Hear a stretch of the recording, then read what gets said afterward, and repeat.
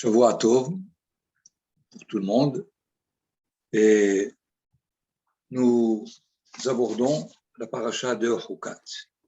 Il faut juste signaler au niveau chronologique que la paracha précédente était Korah, mais une paracha encore en arrière, c'est Shelach Lecha.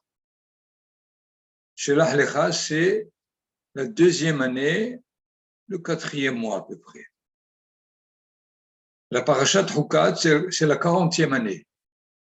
C'est-à-dire, il y a une paracha qui se trouve entre la première, la deuxième année et la 40e, et donc 38 ans sont entre parenthèses. Qu'est-ce qui s'est passé? On ne sait pas.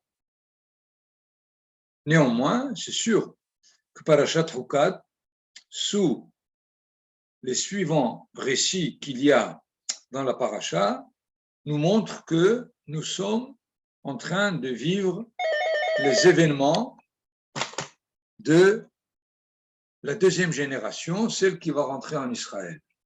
Pourquoi? Parce que déjà, après la mitzvah, la loi, le commandement de la vache rousse, la Torah nous apprend le décès de Myriam. Et dans la même paracha, il y a le décès de Aharon. Dans la tradition, les trois bergers, Myriam, Aharon et Moshe, ont quitté ce monde la même année. Qui c'était? Excusez-moi, Rabbi David, de couper en plein cours. Il y a Myrti qui essaye de vous appeler, elle n'arrive pas. Bon, tout est là pour dis-lui d'appeler.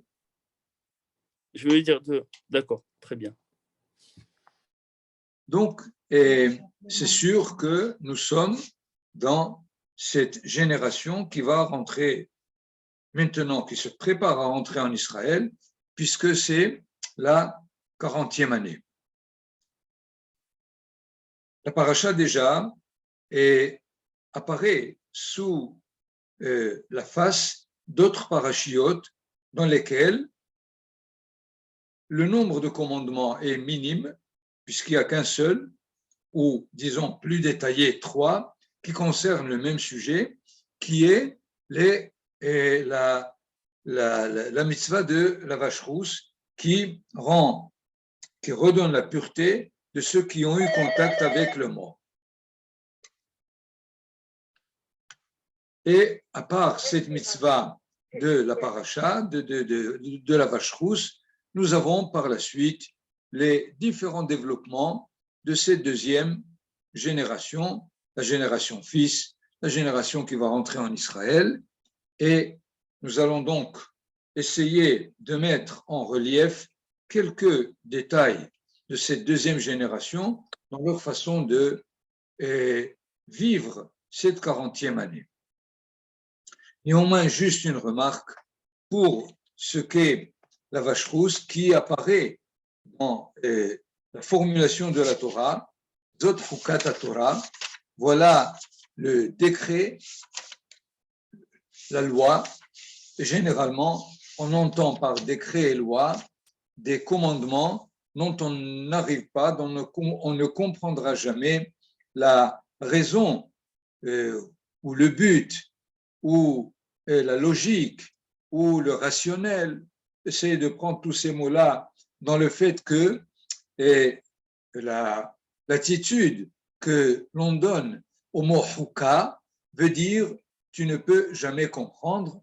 Et on prend aussi d'ailleurs ce qu'a dit Shlomo HaMelech à propos de cette mitzvah, Amarti ehkama ve'hi rechoka mimeni.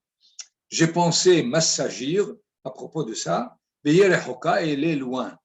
Il faut bien déjà entendre dans ce que dit Shlomo HaMelech, n'est pas dit ve'hi nistera mimeni, ve'hi ne'alama mimeni, elle serait plutôt cachée ou mystérieuse, mais il dit rechoka. Rechoka, elle est loin. Bon, ce qui est loin, on peut s'approcher, me semble. Dans ce sens, nous voyons bien que la Torah ne nous dit pas que cette mitzvah de Para Aduma serait complètement hermétique. Il faut bien le comprendre.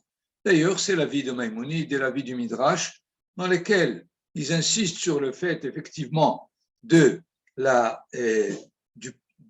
charge très, très dense de cette mitzvah qui ne termine pas de nous étonner au niveau des détails, mais que finalement, les Hachamim en donnent quelques rentrées possibles pour bien comprendre ce qu'est la mitzvah de Paradouma, pas seulement au niveau des détails halachiques, mais au niveau du principe lui-même. Je voudrais juste rapporter un parallèle, un exemple. Au niveau de la science, nous savons qu'il y a la loi de la gravitation. La loi de la gravitation, les physiciens ne sont pas là pour savoir pourquoi il y a la gravitation, mais qu'est-ce que c'est que la gravitation? Et alors, l'étude rapporte énormément d'enseignements, de messages, de connaissances, même si on ne sait pas ce qui est pourquoi. Voyons que l'homme peut se trouver en face d'une loi, même s'il ne comprend pas l'origine, la cause de la loi, mais il peut l'étudier au niveau de ses paramètres, au niveau de ses conséquences, et même l'utiliser à la mesure qui lui convient. Encore un petit détail, au niveau des forces physiques, nous savons qu'il y a des forces qui, par un certain côté, sont gênantes, mais par d'autres côtés, ils sont serviables, ils peuvent nous servir. Vous connaissez ce qu'on appelle la force de frottement. La force de frottement, d'une part, elle engendre la chaleur, une dépense d'énergie qu'on ne peut pas récupérer, mais par ailleurs, s'il n'y avait pas de force de frottement, on n'arriverait pas à marcher, parce que c'est le frottement qu'on a entre la semelle et la terre qui nous donne la possibilité du mouvement. Et si vous imaginez un terrain qui est entièrement plein d'huile, dans laquelle la force de frottement est presque nulle, on n'arrivera pas à véhiculer, à se mettre en mouvement. Donc, ce n'est pas toujours les forces qui nous semblent gênantes qui ne sont pas serviables pour nous. De la même façon, il faut savoir et prendre cette mitzvah-là, à propos duquel les commentateurs nous disent que c'est un décret et on ne peut rien y comprendre. On peut certainement, dans l'approfondissement réel du texte lui-même, accéder à des connaissances très, très fondamentales de ce que la Torah nous donne ici. D'ailleurs, elle ne dit pas Zot Hukat HaPara dans le verset 2 du chapitre 19, mais elle nous dit Zot Hukat HaTorah, comme si toute la Torah était une loi. À la limite, si on attribue au mot Hukat cette loi qui est cachée, qui est incompréhensible, qui n'est pas logique, toute la Torah n'est pas logique. Mais ce n'est pas évidemment le but. Le but de cette expression Hukat Torah veut nous dire que c'est une loi, mais c'est une loi comme toutes les autres. C'est une loi comme toutes les autres qui essaye d'éduquer notre façon de comprendre la réalité. Et la réalité n'est pas toujours logique, indépendamment de la Torah. Il y a beaucoup de paradoxes dans la réalité, il y a beaucoup d'irrationnels. Nous savons la boutade que l'on dit, le cœur a ses raisons que la raison n'en a pas. Dans ce sens, il faut aborder toutes les mitzvot de la Torah dans ce même esprit. Ils essayent de nous de limiter, de nous endiguer les différentes forces de l'individu. Et évidemment, lorsque on met comme réalité supérieure, comme valeur supérieure la logique, il nous semble que tout ce qui n'est pas dans la logique est inutile et n'a rien de profitable. Et c'est l'erreur, évidemment, que l'on fait par rapport à plusieurs mitzvot. Parce que la Torah veut nous dire la logique elle-même, elle a ses limites. Et si tu comprends les limites, tu peux te servir de ces mitzvot au moins pour éduquer ta façon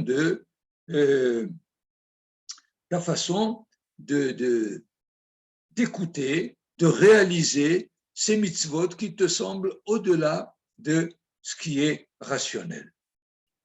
Je voulais donc cette remarque générale par rapport à ce qu'est le mot Chouka, évidemment par rapport au Mishpat.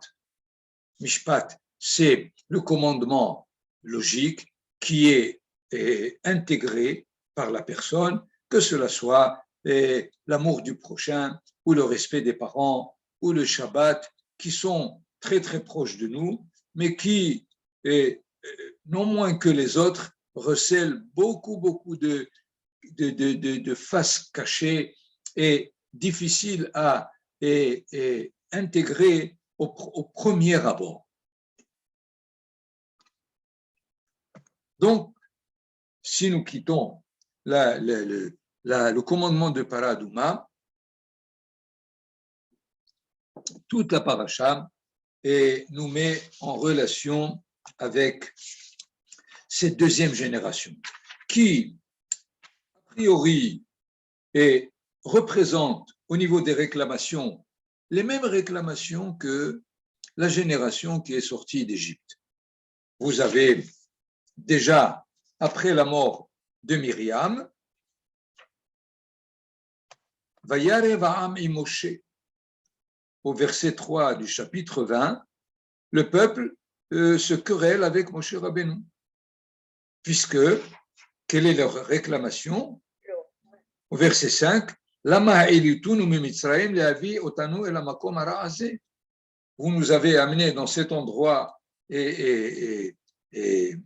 mauvais, l'homme comme zeraut enav vegefen verimon, umaim ayin lishtot.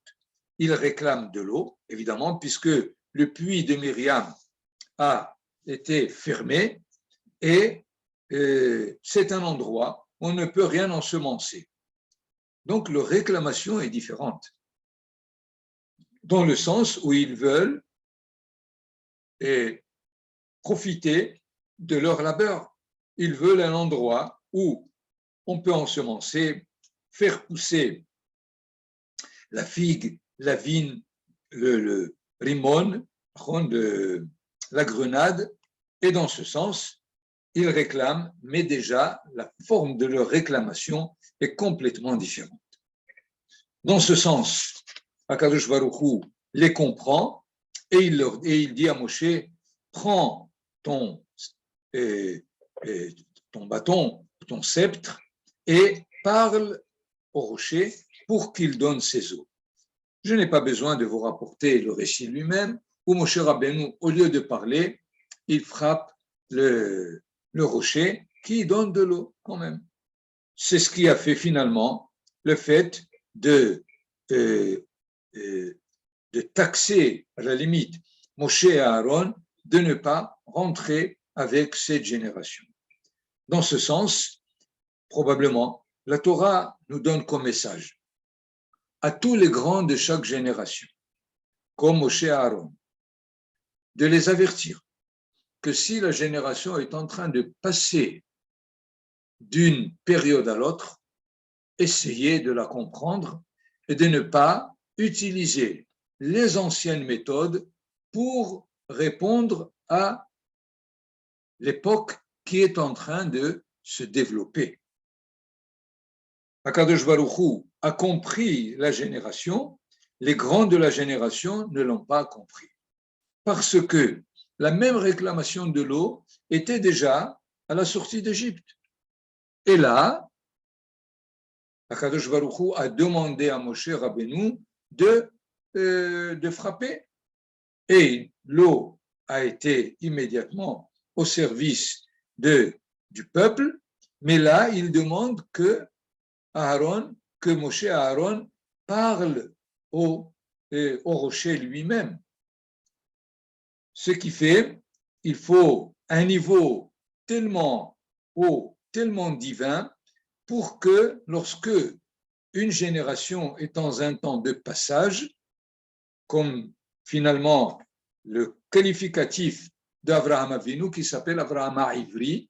Ivri, ça veut dire over, passe. C'est un passeur, comme disait toujours Manitou. C'est celui qui fait passer les passagers d'une rive à l'autre. Et dans ce sens, et Moshe et Aaron n'ont pas accédé à ce niveau, et ce qui leur a valu le fait de ne pas rentrer en Israël avec cette génération.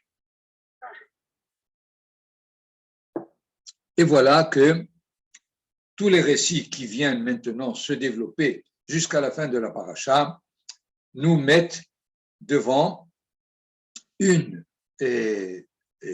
nation qui commence à avoir des relations diplomatiques avec les pays frontaliers. Nous savons que jusqu'à présent, le peuple d'Israël était dans une enceinte fermée. Les nuées, les 7 nuées, la manne, le puits, c'est-à-dire aucun contact avec le monde extérieur. Et déjà, au chapitre 20 du verset 14, Vaishlach Moshe Malachim Mikadesh El Melech Edom. C'est sûr qu'au Sinaï, nous allons nous retrouver du côté est du Jourdain, déjà avec Édom. Nous aurons ensuite Ammon et ensuite Moab, si nous longeons la rive est du Jourdain jusqu'au nord avec le Golan. Évidemment, pour entrer en Israël, il faut demander la permission de pouvoir passer dans dans le territoire de ces nations pour accéder à la terre de Canaan. Et dans ce sens, voilà, Vaishlach Moshe Malachim Mikadesh. Ils étaient dans Kadesh. Il a envoyé des messagers au roi de Édom. Ko amar achicha Israël, voilà ton frère Israël. Atayadata et kol atela asher metzaatnu. Lisez tout le texte. Évidemment, à la fin, refus de Édom de laisser passer Israël pour accéder à la terre de Canaan. Quelle est, d'après vous, une réaction possible? Israël aurait dû se servir de la promesse divine et de livrer la guerre à Édom. Comment? Dieu nous a dit de rentrer, vous ne voulez pas, nous allons nous servir de la force pour vous montrer que c'est la promesse divine qui est importante. Mais voilà que le dernier verset de ce contact, verset 21, Vaïmaen Edom neton et Israël avor bigvulo. Edom refuse à Israël de traverser, de passer dans son territoire. Vayet Israël me'alam. Et Israël tourne, c'est-à-dire se détourne, et il va avoir donc un détour assez difficile pour essayer probablement de trouver la possibilité de passage de Ammon ou de Moab ou de plus haut, nous allons retrouver là-bas Sihon et Og. Les versets qui suivent nous donnent l'annonce du décès de Aaron, et voilà que le Cananéen se rend compte que Aaron a disparu. Pourquoi? Parce que, comme dans le décès de Myriam, le puits a quitté Israël et il a fallu redonner l'eau au peuple, là aussi, Aaron qui quitte Israël, les nuées quittent aussi la protection d'Israël, et donc le Cananéen découvre cette assurance que Akadosh Baruch Hu donnait à Israël grâce aux nuées et il lui livre la guerre. Évidemment, Israël aussi livre la guerre et reprend leur territoire dans le verset 3 du chapitre 21. Vaishma Adonai bekol Israël, vaïten et Kenaani, vaïcharem etem ve'et arehem, vaïkra shem hamakom horma. Et voilà la deuxième réclamation, qui est aussi exprimée dans une formulation différente, puisque au verset 4, Vaïs'ou me'orahar, là où Aaron a été enterré, derech Yamsouf, en longeant la direction de Yamsouf, l'Isvov et Eretz Edom, pour contourner la terre de Edom, Vatiktsar nefesh ha'am badarech, et tout d'un coup l'impatience du peuple s'exprime parce qu'ils auraient voulu immédiatement rentrer. Vadaber ha'am belohim ou Moshe. Et alors on a commencé à colporter, si on peut dire. Lama ha'ilitunu mimitzraim, Ramoud Bamidbar, vous nous avez fait monter d'Égypte pour mourir ici. Comment on nous empêche de rentrer? En lehem, en maïm, benafshenu katzab alehem akelokel. Je voudrais faire une petite remarque ici, c'est que jusque-là, dans la faute du veau d'or et dans la faute des explorateurs, on disait que c'est Moshe et Aaron qui nous ont fait sortir d'Égypte. Mais voilà qu'ici, il y a, dans le verset 5, Vaïdaber Am Belohim ou Moshe, c'est-à-dire qu'Akadosh Baruch Hu et Moshe Rabbeinu, les deux nous ont fait monter. Et là, la faute, il fallait dire que c'est Akadosh Baruch Hu seul qui nous a fait monter d'Égypte, et cela immédiatement a déclenché les serpents qui vont causer une sorte de catastrophe au point où Vayamot Amrav mi Israël. Il y a eu une sorte d'épidémie qui a causé la mort dans le peuple lui-même. La réaction va y avoir Amel Moshe va yemeru hatanu. Nous avons fauté. Nous reconnaissons notre façon de parler qui dit Barnu Badonai Vavach, parce que on a mis au même niveau qu'Aviachol Akadosh Baruch Hu et toi, et c'est ça notre erreur. Maintenant, prie afin que ce serpent puisse nous quitter. Moshe a accepté de prier pour le peuple et on lui a donné comme ordre de faire un serpent, de le mettre sur une sorte de pilier et que tout celui qui regarde le serpent sera guéri. Effectivement, Vayas Moshe Nehash Nehoshed, verset 9, Vaisimehu Alanes, il a mis sur, comment on peut dire, une sorte de poteau très haut, si le serpent mord quelqu'un, il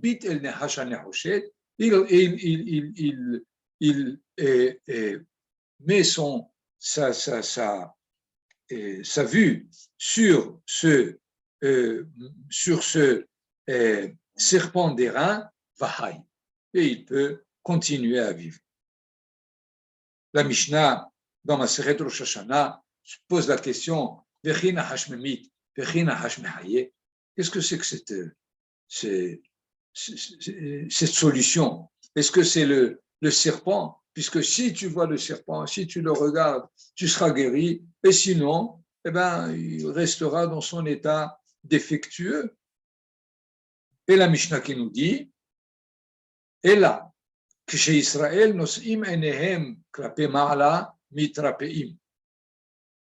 Si jamais ils lèvent les yeux vers le haut, c'est ce qui les fait guérir. Alors, faudrait-il un serpent pour lever les yeux vers le haut? On peut lever les yeux sans le serpent. Qu'est-ce que le serpent finalement quel rôle joue le serpent qui est en airain et qui est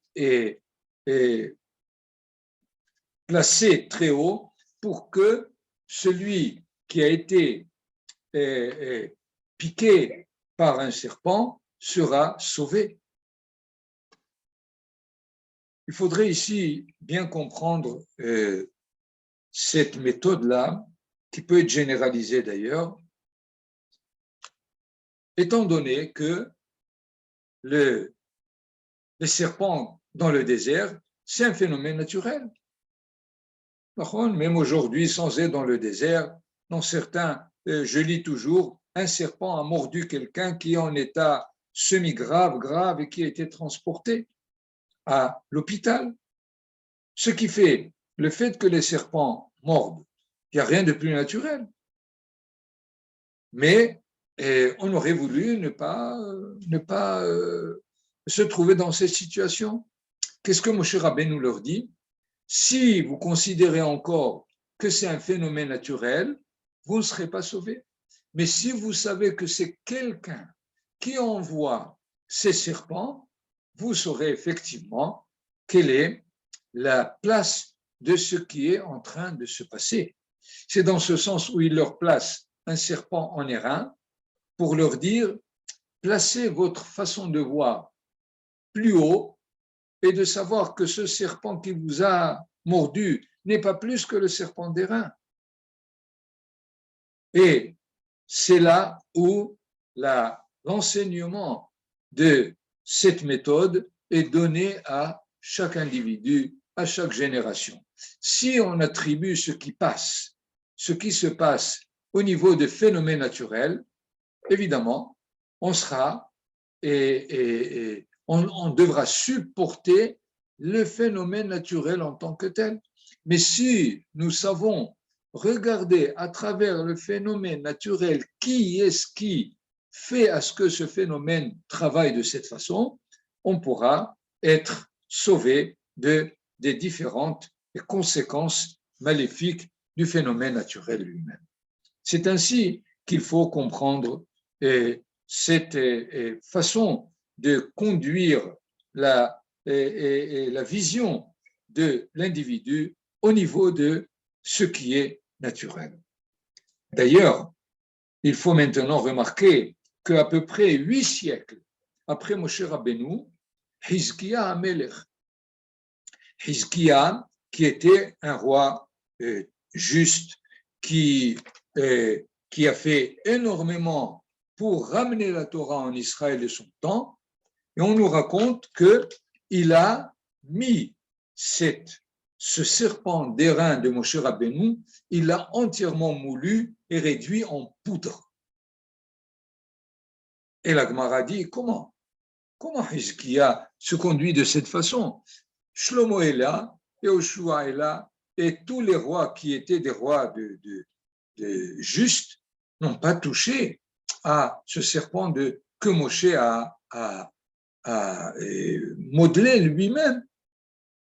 La réponse, c'est que dans la génération de Hizkiya Amelech, ils ont commencé à prendre ce serpent d'airain comme ségoula, comme possibilité de médication. Et c'est devenu donc pour eux une sorte de avodah zara, une sorte de attribuer à la matière une capacité de réfoua, de guérison, et c'est pour cela que Hizkiya Amelech l'a complètement réduit en poudre. Donc, Moshe Rabbeinu a Davka et mis ce serpent d'airain et qui a causé Davka la guérison de ceux qui étaient mordus par les serpents, et Hizkiya Amelech a complètement réduit en poudre ce que Moshe Rabbeinu a fait. Quel est finalement le mouvement qui est opéré? Si jamais on prend les mitzvot, on prend ce que les hachamim nous donnent comme étant des conseils à suivre, alors ils seront bénéfiques. Mais si on prend ce que la Torah et les mitzvot et les hachamim nous disent comme et moyens qui nous servent par leur, ségoula, une sorte d'efficacité propre à cette matière, alors il faut les réduire en poudre. À quoi on peut faire allusion de notre temps? Par exemple, vous savez ceux qui mettent la mezouza pour que leur maison soit gardée. C'est une sorte de talisman et une sorte de quelque chose qui nous protège. Ça, c'est ce que Hizkiya a fait. Il a réduit en poudre ce que Moshe Rabbeinu lui-même a fait. Mais si jamais je mets la mezouza parce que la Torah m'a dit qu'il faut qu'une maison ait une mezouza, et de là, on sera gardé ou on ne sera pas gardé, ce n'est pas important, alors je réalise la mitzvah de la mezouza comme il le faut. Autre conduite bien connue de notre temps, ceux qui vont dans les kivrei tzadikim. Comment tu y vas? Pour croire que c'est le tzadik qui va te guérir, c'est faux. Tu es tombé dans la situation dans laquelle ce que Moshe Rabbeinu a fait de ce serpent, du temps de Hizkiya, ils l'ont transformé en moyen de médication. Alors que la Gemara nous dit, Moshe Rabbeinu a réussi à éduquer, à transmettre au peuple d'Israël le fait qu'il sache apprendre à voir au-delà de ce que la nature me donne comme message ou comme relation. La nature se présente à moi au niveau de son extérieur et il faut dévoiler l'intérieur de la nature pour vraiment me servir normalement de cette nature en tant que quelque chose qui me soit beaucoup plus positif, bénéfique, profitable. C'est permis. C'est pas qu'il est interdit de profiter de la nature, mais dans quelle intention je le fais, c'est ce qui va fixer ma relation vraie avec la nature.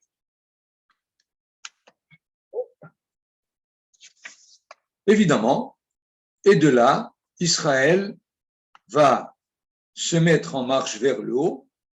Il va rencontrer, comme nous l'avons dit, Ammon, on appelle Amman aujourd'hui, ou la Jordanie, ensuite Moab. Déjà, à ce propos, la Torah a dit à Moshe Rabbeinu, ne leur parle même pas, n'essaye pas de leur faire peur dans le fait où tu veux rentrer en Israël. Ne discute pas. Par rapport à Édom, on a fait une sorte de parlementaire. Mais voilà que par rapport à Ammon et Moab, Akadosh Baruch Hu leur dira, et ceci dans le livre de Dvarim, Al tidgar bam milhama, al tatsar et Moab. N'essaie même pas de leur faire peur. Pourquoi? Parce que de Ammon et de Moab, nous allons avoir Ruth et Naama. Étant donné que nous attendons dans le projet divin la royauté de David, qui aura besoin d'une femme comme Ruth et de Naama qui sera la femme de Shlomo HaMelech, alors on reprendra la relation avec Ammon et Moab, même si maintenant il est interdit d'avoir Ammoni ou Moavi dans l'enceinte de la collectivité d'Israël. Vous voyez donc qu'il y a ici différentes conduites envers chaque peuple. Alors que Sihon et Og, les deux géants, nous avons d'ailleurs, même à propos de Sihon, des envoyés dans le verset 21 du chapitre 21, Vaishlach Israël malachim el Sihon, melech ha'emori lemor, be'artsecha, לא ניטה בשדה וחרם, לא נשתה מבאר, בדרך המלך נלך, עד אשר נעבור גבולך. Nous n'avons aucune intention de te porter atteinte, laisse-nous passer, c'est tout. Verset 23, Velo Natan Sihon et d'Israël avor bigvulo. Il n'a pas donné, comme d'ailleurs l'a fait Édom, mais là, Vayesov Sihon et Kol Amo, Vayetse Likrat Israël Hamidbara, Vayilahem Be Israël. C'est pas comme Édom qui a dit, si vous ne passez, je ne vous livre pas la guerre. Et alors, Israël a pris le détour nécessaire pour essayer de trouver le moyen de rentrer en Israël. Là, Sihon s'est mis en marche pour livrer la guerre. Évidemment, verset 24, Vayakehu Israël et Fihareb, Vayarachet Arzo, Me Arnon ad Yabok. Et quelques versets plus loin, avant que l'on commence à parler au deuxième géant, qui est Og, nous avons ils ont commencé à reprendre la route de Bashan vers le nord. Og est immédiatement sorti avant même de savoir qu'est-ce qu'ils veulent. Et les derniers versets de la paracha se terminent sur la victoire d'Israël sur Og. Nous voyons là déjà cette génération qui va rentrer, elle se met à s'éprouver dans les relations que l'on doit avoir avec les peuples frontaliers. Et la réaction ou le rapport que l'on doit avoir est tout à fait différent d'une nation à l'autre. De toutes les façons, par rapport à toutes les nations, une règle générale. D'abord, on commence par parlementer. On propose le rapport pacifique. Nous avons besoin de vous, nous voulons traverser, pouvez-vous nous permettre? Et il n'y a pas d'emblée, déjà à la deuxième génération de la sortie d'Égypte, l'ordre de donner le dialogue comme premier abord avec les peuples. Ce n'est pas toujours que ce dialogue est reçu de façon positive, et dans ce sens, à chaque fois, on est obligé de chercher comment est-ce qu'il faut continuer dans la réalité. Nous avons d'ailleurs, à propos de ces différents pays, prenez la paracha, vous ne l'avez pas entre les mains, de Kitetse, nous allons entendre Lotetaïv Adomi, qui ahichahu. Ne repousse pas l'Iduméen parce que c'est ton frère. Pourquoi devons-nous avoir cette mitzvah?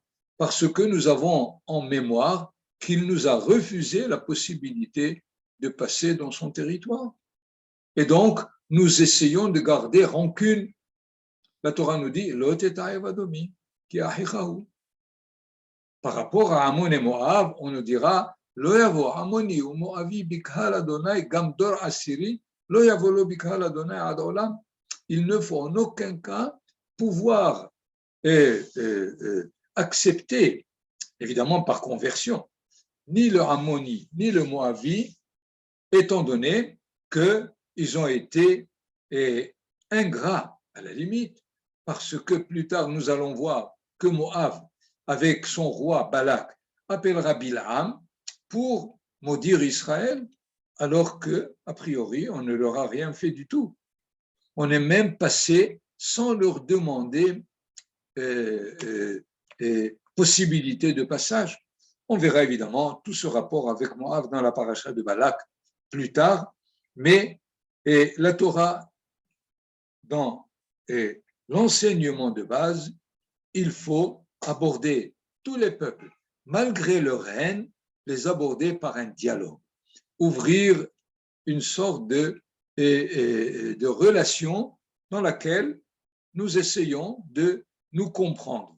Si jamais ils répondent par la guerre, il faut leur faire la guerre. Il n'y a rien à faire.